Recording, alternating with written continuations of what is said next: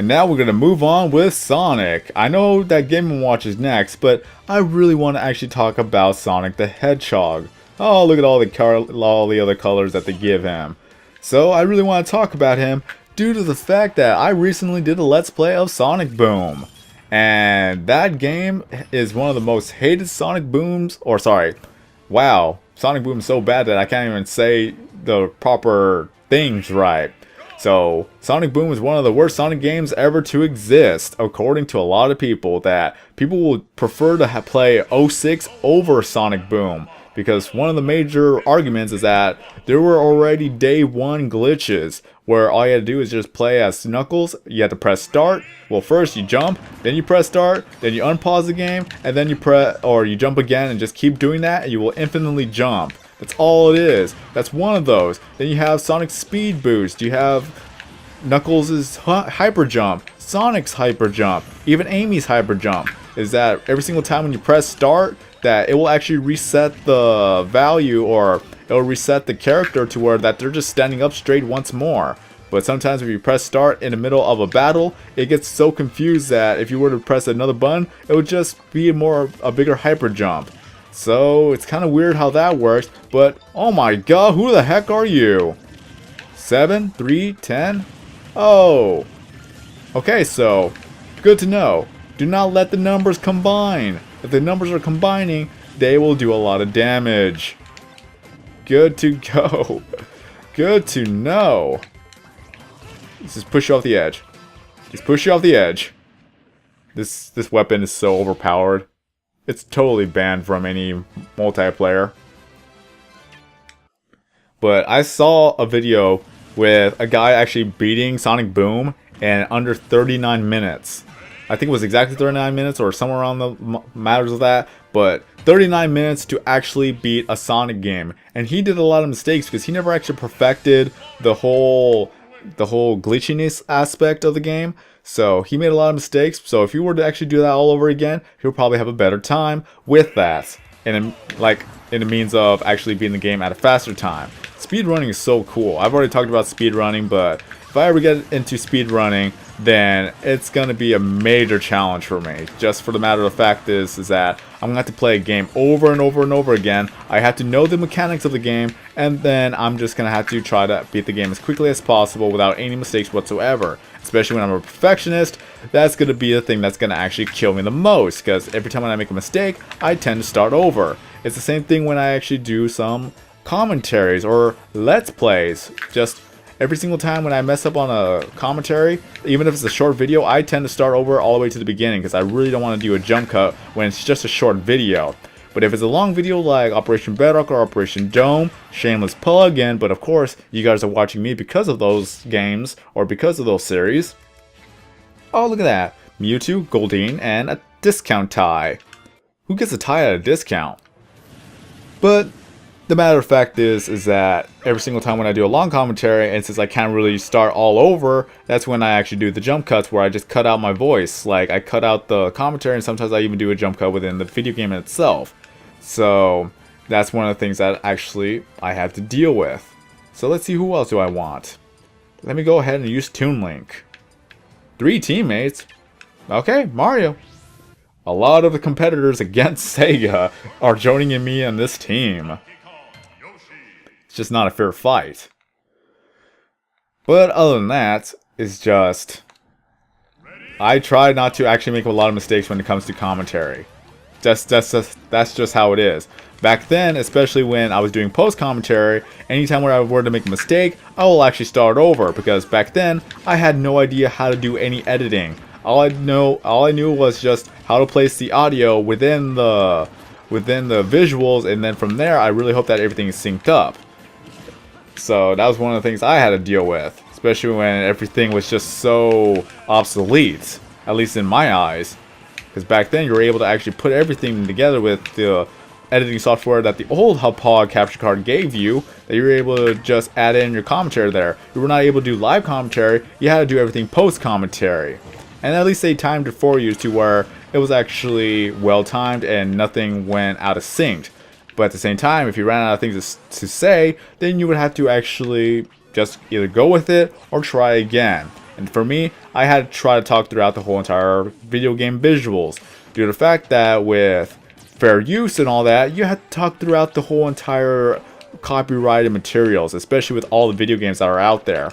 Like this one, for instance, I gotta talk through everything. If I leave out too much commentary, then of course the video itself could be copyrighted due to the fact of the audio visuals or the music that's playing in the background. So my talking actually has to drown out the music. But some games, some companies, they allow you to actually do commentaries on them regardless of if you are silent for too long.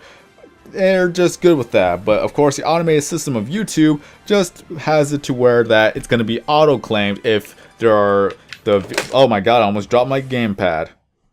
Whoops. That would have been bad. That would have been the second time it's been dropped. Ah well.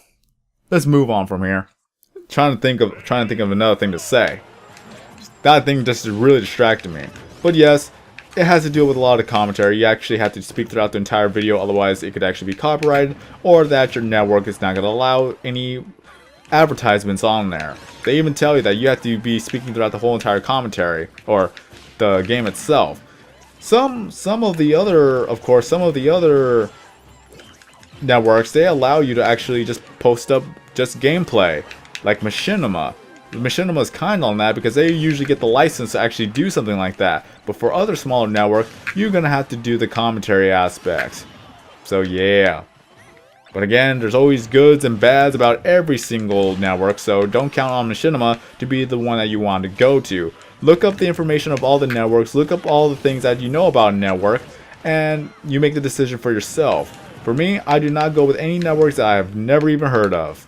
Just, let's be honest, because you don't know who they are, you don't know how reliable they are. They could say that they're reliable, but unless that they have a huge YouTuber backing them up, or actually joining their networks, and that network is legitimate and proven to be legitimate, then I just stay away from all the other things I've actually gone, all the messages I get from other networks. Sorry networks, is that if I don't know who you are, then I'm going to stay away from you guys. If I know who you guys are, then there's more than likely that I'm going to actually go towards that. So that's just the thing. I know Freedom is one of the networks. There's Freedom, there's Machinima, there's TGN, Yoush, Social Blade, RPM, Polaris, Genmaker. What other ones are out there? That's all I know so far. That's top of my head I could think of that are actual networks that a lot of people actually go by. So we got Scarfy, we got Ordinary Shoes. Nothing else is new. But just stay away from the networks that you have never even heard of. Because again, there's no promises that they will actually be the network that you could actually benefit from. Because there's one person on the forums saying that they joined the network and they've been there for so long, they have not been paid whatsoever. And it's run by a 16-year-old. Don't get me wrong, there are a lot of smart teenagers out there, but the fact of the matter is that that in itself loses all credibility of a legitimate network. It's run by a 16-year-old, and the fact of the matter is that they did not abide by the contract, so there would have to be a legal case against them. And yeah, have fun with that against the 16-year-old, and have fun trying to actually get all that money compensated. You probably will never even get to see that money in the light of day. Depending on the contract, you could have been locked there forever. So yeah, that's the only thing I don't like about Machinima is quote-unquote the life contract, because 7 years? You may not think that's going to take forever, but I have not been on YouTube for 7 years. It's kind of a yes and no thing. I've actually joined YouTube in 2006, lost the account, made a new account, worked on that account for a while, then I made the gaming channel account. But for the matter of fact, I have not been on YouTube for legitimately for 7 years making videos. So yeah, 7 years, it's a long time. Just look at all your favorite YouTubers now. Let's see how long they've been on YouTube. Some of them have been there since 2007. Some of them has been there since 2006. A lot of them has been there since 2010. But just look at the year that their YouTube channel was created and tell me how long they have been on YouTube. If they have not been there for 7 years, then if they were under Machinima's contract, then there's that 7-year mark, right? But things may have changed. I'm not too sure. But I'm just saying what's been the big deal back then. Like, a lot of people quit machinima, or people just close down their YouTube channel because they have no way of actually getting out of the contract. That's just how it is. Just read the contract carefully and know what you're getting into. For me, and under my contract, I'm locked in for 2 years. So once that 2 years is gone, either that they're going to renew it, or that before that 2 years end, I'm probably going to actually have to message them saying that I don't want to join the network anymore, and that I want to try another network. Because they gave me that promise saying that if you want to leave, give us 30 days notice. And by contract, they're actually allowed, or they have to by law to actually abide by that. So, make sure that you actually read the contract and actually print it out or save it so that you can actually go back to it if any legal case ever happens. Even if it's a revision of said contract, you could probably still go by with the original contract that you signed with. So, just things about the law, everyone. You never thought that video games would be serious business, but if you're very, very serious about it, then you're just going to have to read up on it so that you make sure that you're not in the wrong here. Come on, Sonic. The reason why I chose Sonic was to actually talk about Sonic Boom, but then I just jumped more and more of different topics to discuss. My god, I was supposed to just talk about Sonic Boom and what I thought about it. I don't even think I'm going to have enough time, and I'm just going to have to drag this on to a different character that has nothing to do with Sonic. I'm going to have to talk about this more with Mr. Game & Watch. I never actually played a Mr. Game & Watch game, so I have no idea what to talk about with Mr. Game & Watch. Excuse me, Mr. Game & Watch. Gotta love them gas bubbles. It accumulates the more you talk. And I've already died, so let's see how well this is going to end for me. Let's see if I'm going to actually die again.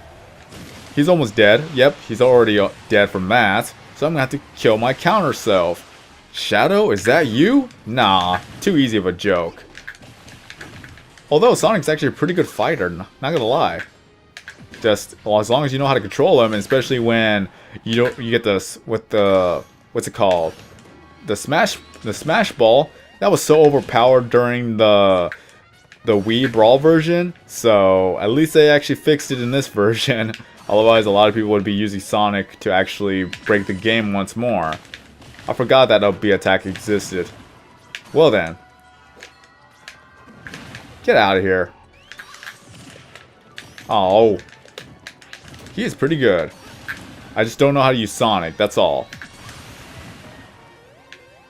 At least I was able to counter that. Where'd he go? There you are. And... oh, that was actually pretty good. That was a pretty good shot right there. But yeah, I'm going to actually have to talk about Sonic Boom in the next video because I really got off topic. I'm sorry about that. Well then. At least it gives me something to talk about, otherwise I would be drawing a blank for the next character. Come on now. Combo. One more for the road.